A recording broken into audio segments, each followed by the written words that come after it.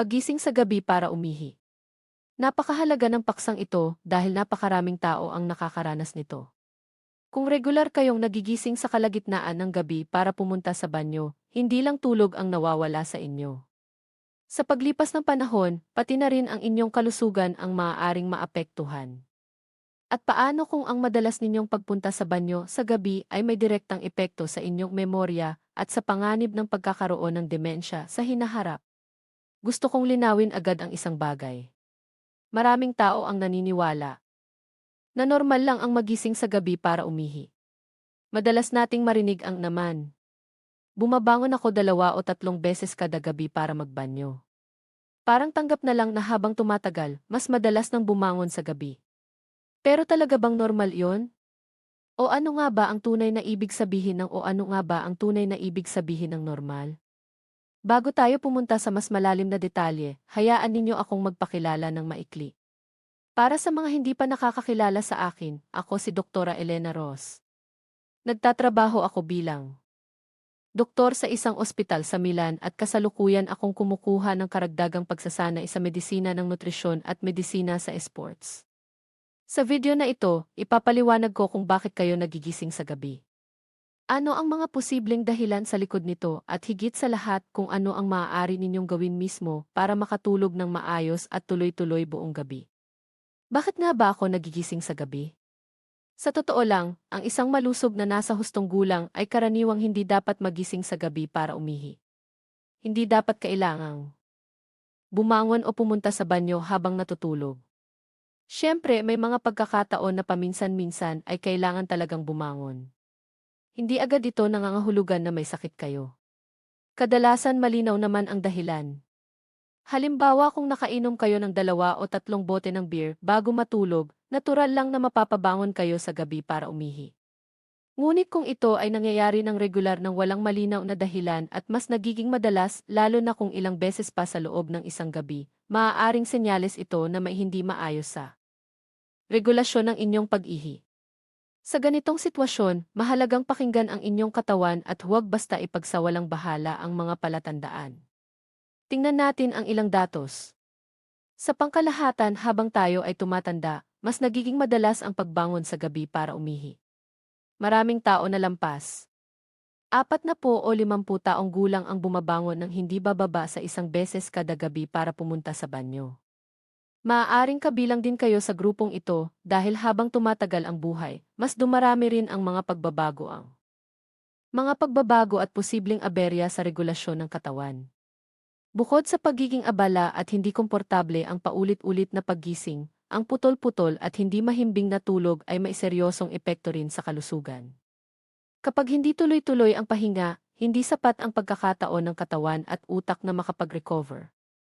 Sa pagdaan ng panahon, maaari itong magdulot ng iba't ibang suliranin na hindi natin agad napapansin, ngunit unti-unting nakakaapekto sa ating pang-araw-araw na buhay. Napakahalaga ng tulog para sa ating kalusugan. Sandali lang pag-isipan ninyo ito. Nagigising ba kayo sa gabi dahil talagang naihi kayo o sadyang hindi kayo makatulog ng maayos dahil sa ibang dahilan? Tapos paggising ninyo ay napapansin ninyong medyo puno na rin ang pantog kaya dumidiretso na kayo sa banyo. Sa pangkalahatan, marami sa atin ang interesado sa pag-iwas sa sakit at sa mas mahabang pamumuhay ng malusog sa hinaharap.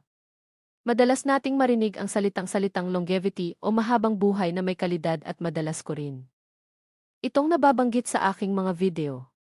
Posible kasing may kinalaman ang stress kung bakit kayo nagigising sa gabi at pagkatapos ay pumupunta kayo sa banyo para lang makasigurado.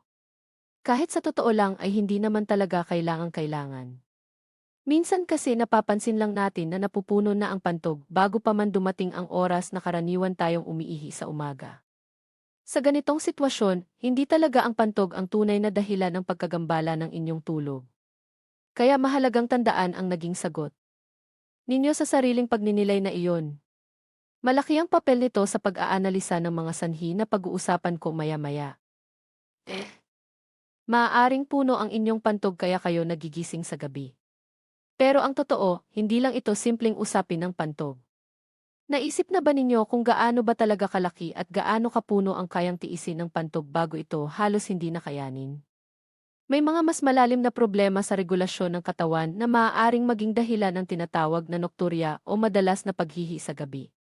Kami, bilang mga doktor ay karaniwang hinahati ang mga pangunahing sanhi nito sa apat na malalaking kategorya.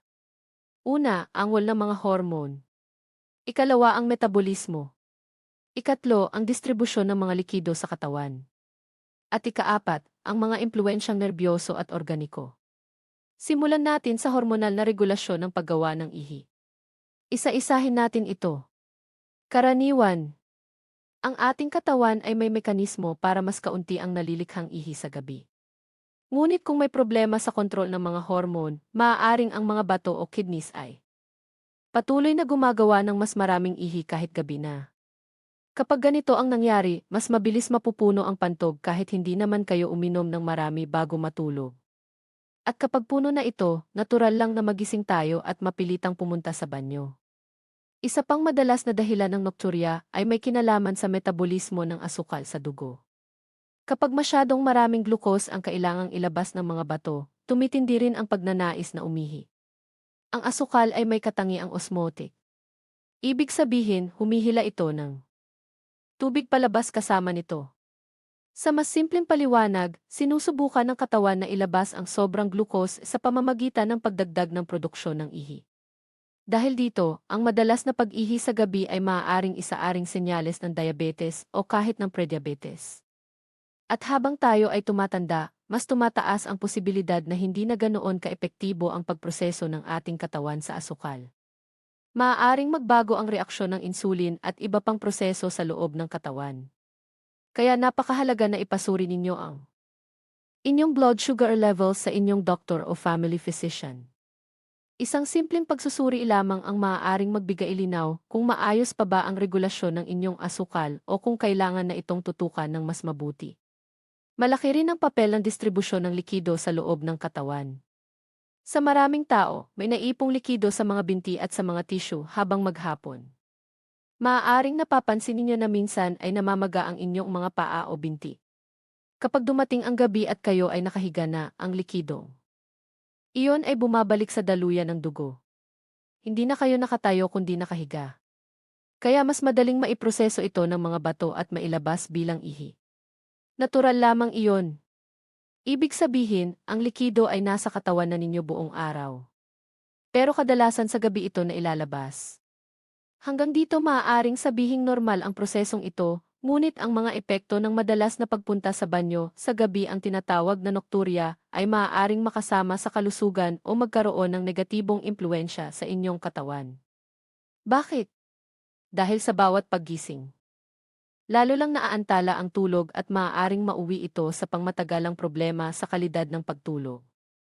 Alam ba ninyo na ang hindi maayos na tulog ay maaaring magpataas ng panganib sa diabetes at alta-preson? Hindi lang iyon.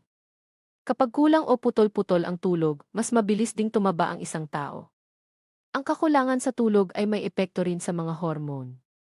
Halimbawa, sa mga lalaki, maaari nitong pababain ang produksyon ng testosterone. Sa mga babae naman, maaari itong magdulot ng hormonal imbalance na nakaapekto sa mood at sa pangkalahatang kalusugan. At dito na pumapasok ang isang masalimuot na siklo. Tulad na nabanggit ko kanina, ang prediabetes ay maaaring magdulot ng mas madalas na pag-ihi sa gabi. Dahil dito mas madalas kayong nagigising at dahil kulang o hindi maayos ang tulog, lalo pang tumataas ang panganib na magkaroon ng diabetes. Parang umiikot lang ito sa isang paulit-ulit na siklo na lalong nagpapalakas sa isa't isa. Kaya napakahalaga ng tulog at ang pagbibigay pansin dito. Ngunit ang tunay na epekto nang madalas na paggising sa gabi ay mas malalim pa kaysa sa simpleng pagtaas ng presyon, pagdagdag ng timbang o pagbabago sa hormone levels. Ang pira-pirasong tulog na dulot ng nokturya ay nakaapekto sa isang napakahalagang proseso na nangyayari lamang sa gabi. Isang prosesong madalas ay hindi natin napag-uusapan. Ito ay ang tinatawag nating paglilinis ng ating utak sa mas simpleng pananalita habang tayo ay nasa malalim na yugto ng pagtulog. Na-activate ang tinatawag na lymphatic system. Ang sistemang ito ay parang isang night shift na tagalinis ng ating utak. Maihahambing sa isang makinang naghugas na nag-aalis ng mga basurang sangkap at mga protang maaaring makasama sa ating utak. Isa sa mga ito ang beta-amyloid. Kapag naiipon ang ganitong mga, iniugnay ito sa mas mataas na panganib ng paghina ng kognitibong kakayahan at sa pag-usbong ng mga sakit na neurodegenerative tulad ng demensya at Alzheimer at iba pang kahalintulad na kondisyon. Kaya malinaw na malinaw, kailangan natin ang maayos na tulog para gumana ng tama ang ating utak. Sa pinakasimpleng paliwanag, kapag ang tulog ay paulit-ulit na naantala, halimbawa dahil sa madalas na pagbangon para umihi, ang napakahalagang prosesong ito ng paglilinis ng utak ay hindi nagagawa ng maayos. At kapag hindi ito nangyayari ng tama, unti-unting naapektuhan ang ating mental na kalinawan at pangmatagalang kakayahan ng pag-iisip. Kung kaya ng isang tao na makontrol ang mga sanhi ng kanyang nokturya halimbawa sa pamamagitan ng pag-aayos ng antas ng antidiuretic hormone na ipapaliwanag ko pa maya-maya ng blood sugar o kahit ng mga nakagawian tuwing gabi, hindi lang siya nakikipaglaban para sa mas mahimbing na tulog. Ipinaglalaban din niya ang kanyang pangmatagalang kalusugan at performance. Hindi lang ito tungkol sa presyo ng dugo o sa level ng asukal sa dugo, kundi pati na rin sa kalusugan ng inyong utak. At napakahalaga niyan. Paano nga ba gumagana ang mga bato at ang pantog sa gabi? Ang mga bato ay maituturing na high-performance filter ng ating katawan. Parang tuloy-tuloy na planta ng paglilinis na gumagana. 24 na oras sa isang araw, 7 araw sa isang linggo, patuloy nilang nililinis ang ating dugo. Araw-araw nakabubuo sila ng humigit kumulang 150 hanggang 100 ng tinatawag na primary urine. Pero syempre hindi naman tayo nawawala ng 100 ng likido araw-araw. Ang malaking bahagi ng primary urine na ito ay muling sinisipsip pabalik ng katawan sa huli. Mga 1.5 hanggang 2 litro lamang ng ihi ang talagang inilalabas natin. Dito mahalagang maunawaan na hindi lang ang kabuang dami ng ihi ang mahalaga kundi pati ang oras kung kailan ito ginagawa ng katawan. Karaniwan mas maraming ihi ang napoproducer sa araw kaysa sa gabi. Nabanggit ko na ito kanina. At may malinaw na luhika ito sa ating biology. Natural lang na nais nating makatulog ng hindi naaabala sa gabi. Ang pantog naman ay parang imbakan lamang. Isang sisidlan na dahan-dahang napupuno habang tayo ay natutulog. At tulad ng nabanggit, sa gabi dapat itong mapuno ng mas mabagal kaysa sa araw.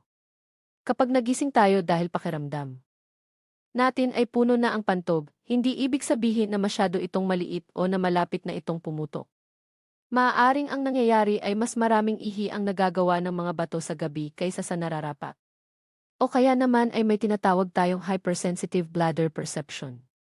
Ibig sabihin, masyado itong sensitibo at mas maaga tayong nakakaramdam ng pagnanais umihi kahit hindi pa naman talaga ito ganap na puno. Parehong sitwasyon ay maaaring magdulot ng madalas na pagbangon sa gabi. Sa ngayon, maaaring medyo teknikal o medikal ang mga paliwanag na ito, ngunit mahalagang tama at malinaw ang impormasyong ating naunawaan. At kung nais pa ninyong matuto ng mas maraming medikal na kaalaman na ipinaliliwanag sa paraang madaling maintindihan tungkol sa mga ganitong paksa, inaanyayahan ko kayong mag-subscribe sa aking channel para hindi ninyo mapalampas ang mahahalagang video tungkol sa inyong kalusugan.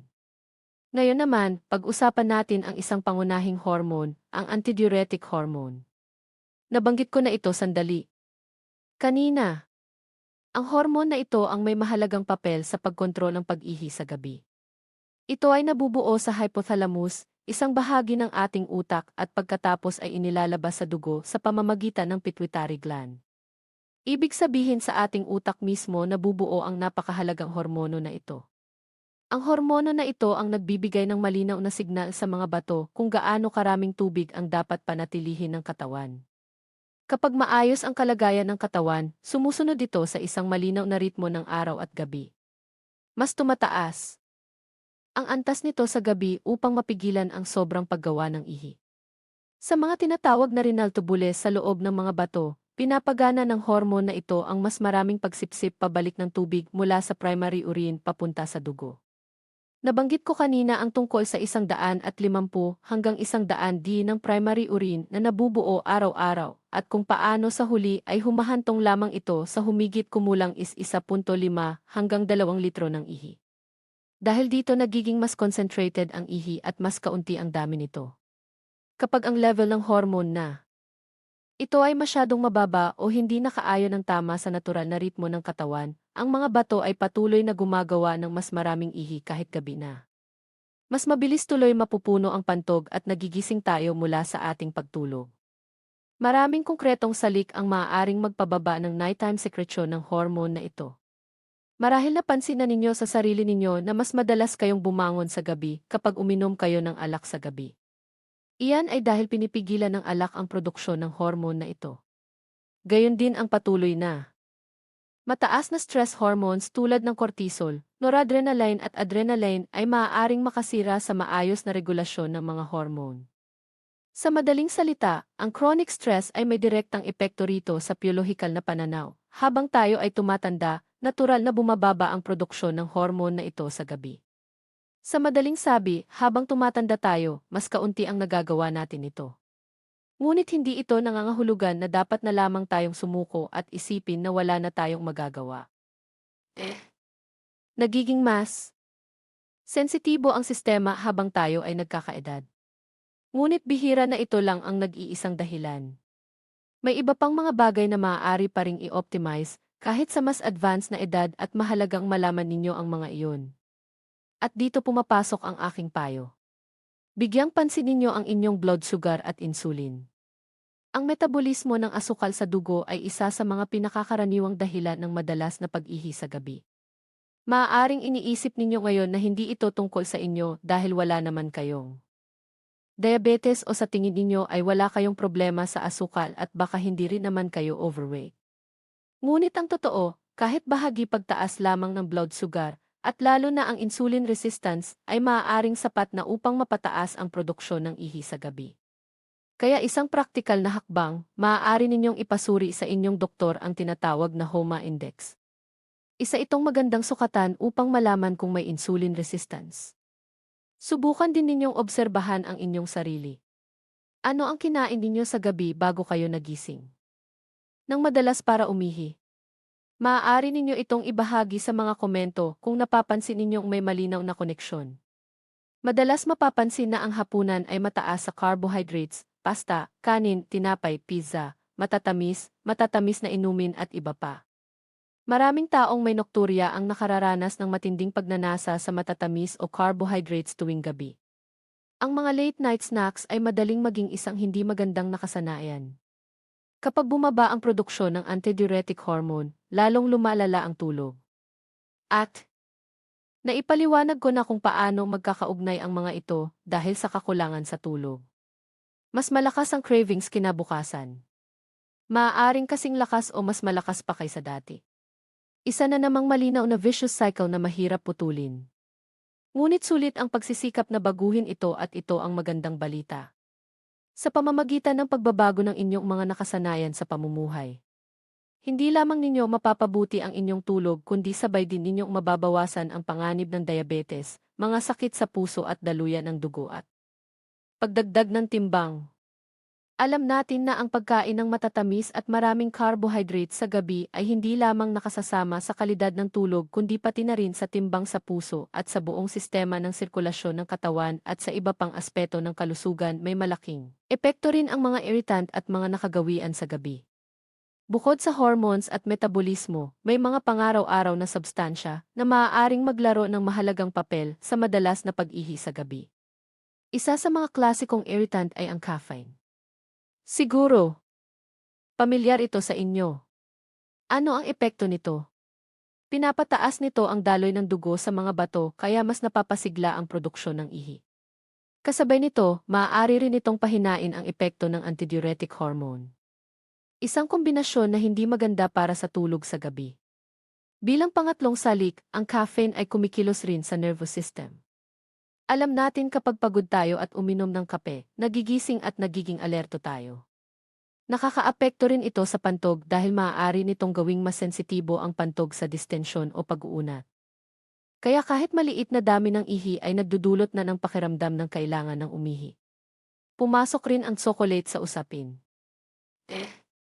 Dahil naglalaman ito ng theoine, isang bahagyang diuretic at syempre maraming asukal. Sa madaling sabi, masamang epekto rin ito tulad ng matatamis sa gabi. At hindi lang iyan ang mga salty snacks o maalat na pagkain. Ang asin ay hindi lang nagpapataas ng uhaw kaya mas marami tayong iniinom. Nagtatali rin ito ng tubig sa katawan kaya nababago muli ang distribusyon ng likido. Marahil iniisip ninyo kung hindi ako pwedeng kumain ng carbohydrates sa gabi. Wala nang tinapay, kanin, pasta. Kaya kumuha na lang ako ng mas maraming protina. Mahalaga ang pagkain ng protina para sa kalusugan. Tama iyon. Pero kailangan kong sabihin kahit ang sobrang protina sa gabi ay maaaring magpahirap sa mga bato. Kailangan kasi itong i-breakdown at nagreresulta ito sa mas maraming urea na kailangang ilabas ng mga bato. Ngunit hindi ibig sabihin na kailangan na maging sobrang istrikto o exaggerate sa bawat gabi. Ang mahalaga ay malaman ang mga bagay na pwede nating baguhin. Minsan sapat na ang pagbabago ng isa o dalawang nakagawian. Tulad ng lagi nating sinasabi, ang dami ang nagiging sanhi ng problema.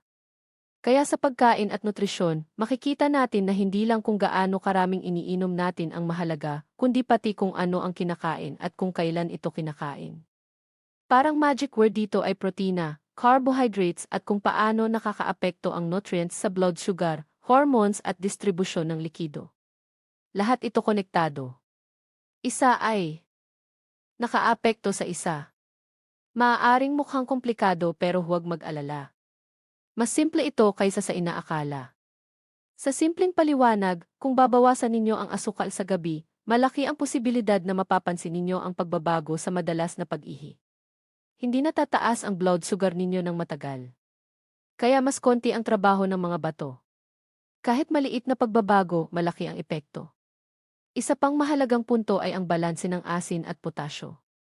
Bawasan ang mga pagkain na mataas sa asin at dagdagan ang potasyo sa diet. Maganda ito para sa cardiovascular system. Ang mga pagkaing mayaman sa potasyo ay nakakatulong sa pag-alis ng sobrang sodium at sa tamang distribusyon ng likido sa katawan. Isipin ang spinach, Swiss chard, zucchini. Kamatis pati na rin ang prutas tulad ng saging, dalandan at melon. Hindi lang kung ano ang kinakain ang mahalaga kundi pati ang dami. Kung sobra ang porsyon ng hapunan, mas marami ang trabaho ng katawan. Digestive system, blood sugar regulation. Nababawasan ang kapasidad ng katawan na maayos na kontrolin ang hormones o ang urinary regulation at stressed na ang katawan imbes na makapagpahinga at makatulog ng maayos. Kaya mahalaga rin ang tamang portion. Ang timing ng pag-inom ng tubig ay isa rin pang aspeto. Kadalasan sa araw hindi sapat ang iniinom natin dahil sa abala, pagmamaneho, errands, trabaho, pamilya. Marami ang walang dala na inumin o nakakalimutang uminom. Ang ilan lalo na ang matatanda halos walang pakiramdam ng uhaw. Kahit may bote sa tabi habang nanonood ng TV o nagbabasa ng dyaryo, sobra silang nakatutok sa ginagawa kaya. Hindi na ubos ang inumin sa gabi. O minsan sobrang abala sa labas, sa hardin o sa pagbisita sa kaibigan. Kaya hindi sapat ang iniinom at sa gabi lang sila nagigising na kailangan na palang uminom. Heto na naman. Hindi ako umiinom ng sapat ngayong araw. Kailangan ko itong habulin ngayon mabilis. Habang lumilipas ang araw, unti-unting nawawala ang enerhiya at tumataas ang uhaw. Alam nating lahat na mahalaga ang pag-inom. Kaya sa gabi, natural lang na subukan nating punan ang kulang na likido sa katawan. Minsan, nagkakaroon pa tayo ng pananakit ng ulo, iba pang sintomas dahil sa dehydrasyon. Ngunit huwag ninyo pong gawin ang pagkakamaling huwag uminom kahit anong oras ng gabi. Hindi po ito tama. Kung hindi tayo uminom, maaaring humantong ito sa chronic dehydration sa katagalan na sobrang negatibong nakakaapekto sa ating kalusugan. Mahalagang uminom ng likido. Ito ay buhay. Ang tunay na layunin ay pantay-pantay na maipamahagi ang iniinom nating tubig sa buong araw. Paano ito pinakamahusay na maisasagawa? Kayo mismo. Ang kailangan makahanap ng paraan. Halimbawa, pwede kayong mag-set ng alarm sa telepono na magpapaalala bawat 2 oras na uminom ng isang baso ng tubig. Maraming libreng apps na makakatulong na maalala ninyo itong gawin o kaya ilagay ang baso o bote ng tubig palaging malapit sa inyo. Sa kusina, sa paboritong upuan sa bedside table. Pero ang mahalaga, uminom talaga. Kung madalas kayong nasa labas, magdala palagi ng maliit na bote ng tubig sa bag, sa backpack o sa sasakyan. Gawin ninyong routine ang pag-inom bago umalis ng bahay. Uminom ng isang baso. Pagbalik, uminom muli ng isa. Talagang napakasimple lang. Konkretong gabay. Mga 30 hanggang 40 dils ng tubig bawat kilo ng timbang ng katawan kada araw. Halimbawa, kung kayo ay may timbang na kilo, dapat kayong uminom ng halos 2 litro bawat araw. Hati-hatiin sa buong araw. Mga praktikal na solusyon at simpleng pagbabago. Lahat tayo alam na kapag masyadong komplikado ang mga hakbang, madali rin itong tinitigil at hindi nagagawa. Kaya mas simple, mas maganda. Kaya nga kailangan natin ng mga simpleng pero epektibong paraan para maiwasan ang madalas na paghihi sa gabi sa hinaharap. May ilang payo na naibigay ko na sa nakaraang video, pero ngayon bibigyan ko kayo ng mas marami pang practical na tips. Napansin ninyo na siguro maraming kabataan ngayon ang laging may dalang malalaking bote ng tubig sa kamay. Isa itong modernong estilo at pwede rin ninyo itong gawin. Hindi kailangan na sobrang laki. Pero ang isang maliit na bote na palaging nasa inyo ay makakatulong ng malaki. Gawin ninyong bahagi ng inyong araw-araw na routine. Isa pang estratehiya ay ang pag-ugnay sa mga nakagawian. Halimbawa, isang baso ng tubig pagkatapos ng bawat pagpunta sa banyo, pagkatapos ng bawat tasa ng kape at bago kumain. Sa ganitong paraan, hindi ninyo makakalimutang uminom. Kasabay nito, nakakatulong rin ito para mas mabawasan ang pagkain. Isang double benepisyo. Mas mainam rin sa umaga pagkagising agad uminom ng 1 o 2 baso ng maligamgam na tubig. Ganito ang ginagawa ko.